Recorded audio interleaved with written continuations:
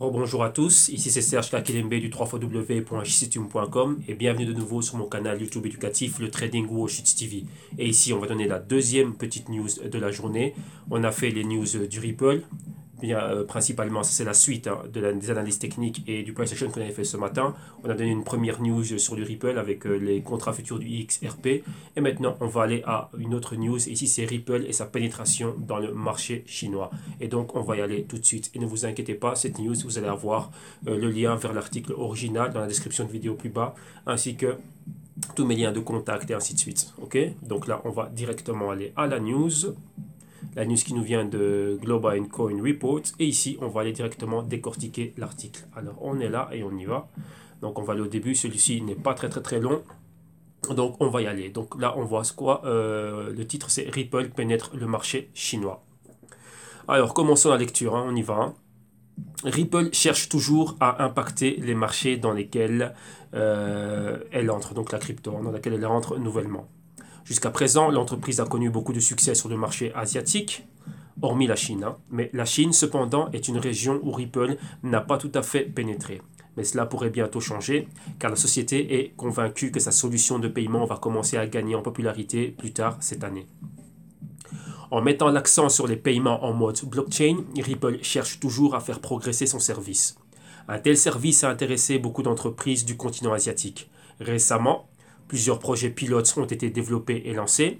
Les fournisseurs de services de transfert de fonds importants ont adopté la solution X-Rapid de la société. Rappel, Ripple a trois services, donc le X-Current, le X-Via et le X-Rapid. Et donc là, ici, vous voyez que le X-Rapid a été très comment dirais-je, très accepté. Donc ça c'est pour les paiements interfrontaliers, transfrontaliers plutôt, entre différentes entités. Rappelez-vous qu'il y avait un pilote test qui avait été fait avec une soixantaine de banques entre le Japon, Singapour, la Corée, ainsi de suite et tout, tournait très rapidement. Et donc là c'était principalement le X-Rapid qu'ils utilisaient. Ils ont aussi comment dirais-je, le XVIA et pas mal de choses. Donc tout ça, ils ont un pool de liquidité et encore pas mal de choses qu'ils sont en train d'offrir. Mais principalement, ici, se focalise sur les X rapides. Ok.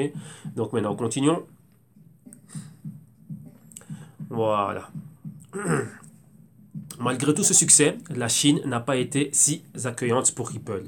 Mais l'entreprise a laissé entendre que cela va changer très bientôt. Ripple a discuté avec les régulateurs, les banques et les prestataires de services de paiement. Mais momentanément, ces pourparlers concernant Xcurrent sont encore dans leur phase initiale.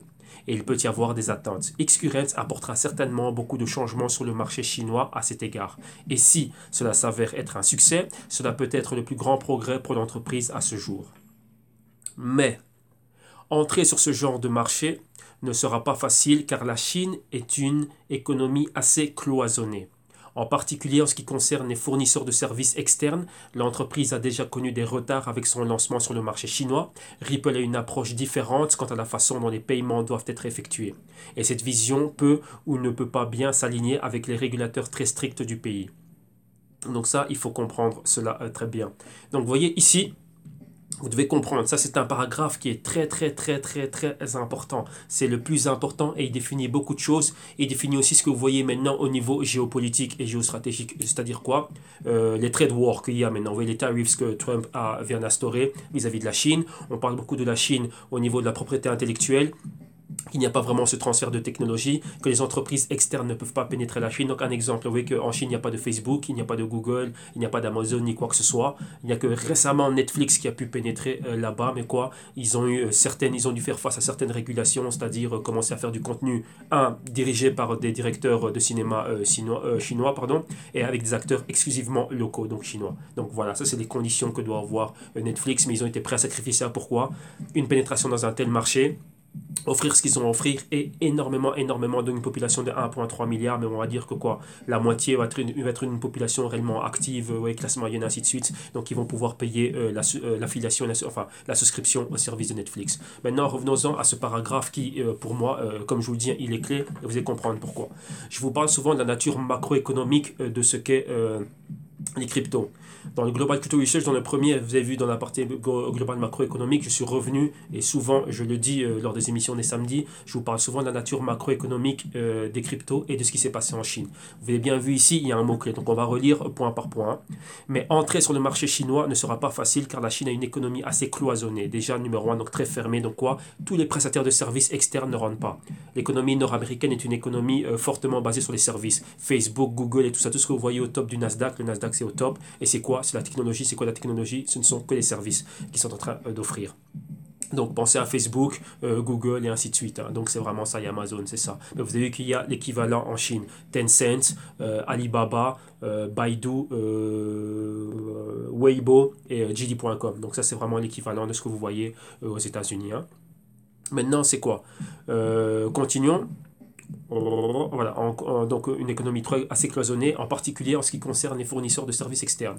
L'entreprise a déjà connu des retards avec son lancement sur le marché chinois. Ripple a une approche différente quant à la façon dont les paiements doivent être effectués et cette vision peut ou ne pas bien s'aligner avec les régulateurs très stricts du pays. Donc c'est ça, régulation très stricte du pays. Il faut comprendre qu'il y a beaucoup de choses là derrière. Hein. Continuons ici. Pour l'instant, aucun détail supplémentaire n'a été donné par Ripple. La société est très déterminée à se développer dans ce secteur de marché, mais il est évident que ce ne sera pas un tour de douceur, donc ce ne sera pas facile. Hein. Les contrôles locaux des capitaux et les lois réglementaires peuvent s'avérer être de forces limitantes qui entraveront l'avancement du fournisseur de paiement. Mais en ce moment, Ripple ne voit aucun de ces problèmes l'affecter. Il sera intéressant de suivre l'évolution et l'impact de l'entreprise sur ce marché segmenté. Deuxième point, super important en relation avec l'avant-dernier paragraphe, c'est ça, les contrôles locaux des capitaux. Je vous ai dit la nature globale macroéconomique là-dedans, on parle du yuan, donc le yuan, donc la monnaie, donc le renminbi. Qu'est-ce qui se passe? Il y a des contrôles de capitaux. Rappelez-vous, pourquoi est-ce qu'il y a eu un ban des cryptos vis-à-vis du Bitcoin, des ICO et ainsi de suite?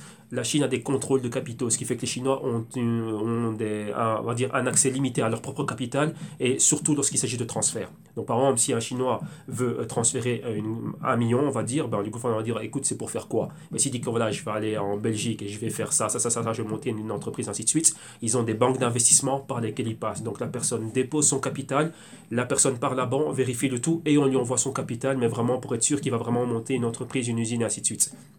Donc il y a toujours des comptes à rendre à Beijing.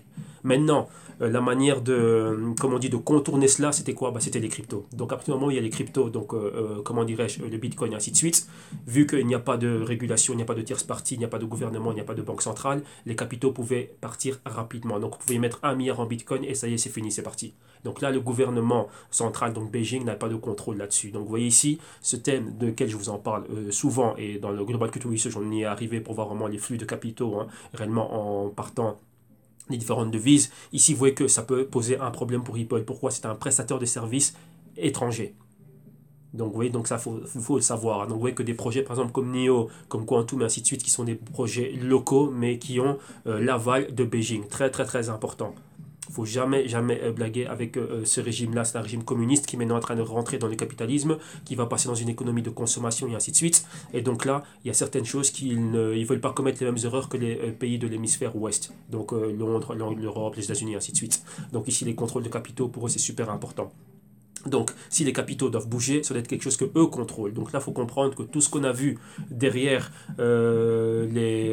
comment dirais-je, les bans des cryptos, les bans des ICO et ainsi de suite, tout le buzz qu'il y a eu dans les médias où les gens ils en parlaient, donc chacun était là pour dire ce qu'il avait à dire. Moi, je vous le dis concrètement, ça va avoir avec la macroéconomie du pays même, donc il faut comprendre cela. Donc c'est le yuan, donc le renminbi, qui était la clé de tout ça. Donc là, il faut voir ce que fait la Banque centrale et le gouvernement de Xi Jinping, donc le gouvernement communiste de la Chine. Donc ça a à voir avec cela. Ok? Donc ici vous voyez que il n'y a pas que Ripple, mais il y a d'autres entités aussi qui sont comment dirais-je, qui sont soumises aux mêmes règles, et vous voyez que maintenant ça fait des tensions au niveau international. Donc là vous voyez maintenant, bon, si vous suivez un peu l'actualité, hein, vous entendez parler des Trump tariffs et tout bazar, ça rejoint ceci. Trump dit tout le temps comment il dit en anglais là, it's not fair to be trading with China. Donc il dit que ce n'est pas fair, ce serait quoi? Ce n'est pas juste, voilà, de faire du trade, donc du commerce avec la Chine. Pourquoi? Parce qu'il n'y a pas d'accord bilatéraux, ça ne va que dans un sens et ça bénéficie la Chine. Donc d'un côté, là il y a un gros problème. Donc il y a des rétaliations, donc je parle en anglais, excusez-moi, donc des retaliations, donc c'est dire quoi? Des contre-attaques. Et là le truc c'est quoi? C'est ça. Donc voilà, donc En gros, que j'allais dire, ouais, que c'est un peu difficile pour moi de remettre ça en français. Pourquoi? Je passe toute la journée avec Bloomberg et avec des médias anglo-saxons. Donc, je dois me remettre à penser en français, voilà, pour être là. Comment dirais-je, pour vous amener cela? Parce que je sais bien que dans les médias francophones, ce n'est pas ce genre de choses ce n'est pas ce genre de choses qui sont soulignées. Oui, il y a des personnes qui peuvent parler de tout et de rien, oui, de sa crypto favorite, ainsi de suite. Mais non, ce n'est pas ça. L'univers crypto va bien au-delà de ce que vous pensez être. Et ici, vous le voyez que dans cet article, on en parle légèrement dans les deux derniers paragraphes. Pénétration des pourvoyeurs de services étrangers rentrés en Chine, c'est compliqué, et les contrôles de capitaux. Donc là, vous voyez que Ripple touche à l'argent, donc on touche directement au yuan, au renminbi, donc ça c'est quelque chose de très important. Il y a le gouvernement communiste et la PBOC qui sont derrière. Ok? Donc voilà. Donc là, je vais vous laisser ici en description de vidéo, vous allez avoir les liens vers l'article original que vous voyez ici. Et là maintenant, bah quoi, bah là vous savez déjà moi comment me joindre, où me joindre, et ce que je fais, ce que je suis, enfin tout le tralala. Donc là, je vais vous épargner ça. Ici, on a vraiment mis l'accent sur ces deux articles de Ripple qui étaient super super importants. Ok? Donc voilà, ça c'est tout pour l'article concernant le Ripple. Donc c'était celui-ci. Donc, comme vous avez vu ici, c'était quoi? Ripple looking to expand in China, but it's going to be very, very tough and very, very difficult. Ok? Donc, voilà. On se retrouve pour l'article suivant et pour d'autres, on se retrouvera demain pour le crypto trading de demain. Allez, bye bye, ciao.